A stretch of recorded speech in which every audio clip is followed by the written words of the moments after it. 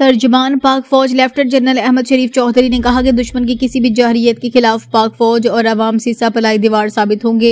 कौम अपने बहादुर जवानों के साथ खड़ी है और किसी भी कीमत पर मुल्क की सलामती पर समझौता नहीं होगा।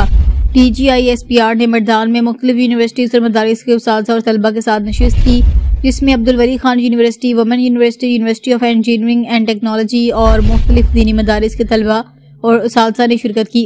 मुलाकात के दौरान मार्के हक, मौजूदा इलाकाई सूरत हाल, दहशत गर्दी के खिलाफ जारी इक़दामात और पाक अफगान कशीदगी जैसे अहम मौज़ूआत पर बात हुई। लेफ्टिनेंट जनरल अहमद शरीफ ने इस मौके पर कहा कि अफवाज पाकिस्तान दुश्मन की हर साजिश नाकाम बनाने की सलाहियत रखती है। मुल्क की सलामती और इस्तेहकाम के लिए अवाम और फौज एक मजबूत रिश्ता ईमान और वतन परस्ती में जुड़े हैं। इस मौके पर तलबा और सासा ने वतन के दिफा के लिए अपनी मुकम्मल हमायत का ऐलान करते हुए गाजियों और शोहदा को खराज तहसीन पेश किया। अज़म किया कि खैबर पख्तूनख्वा के बहादुर जवान मुल्क की सलामती, खुद मुख्तारी, अमन के तहफ़्फ़ुज़ के लिए पाक फौज के साथ खड़े रहेंगे।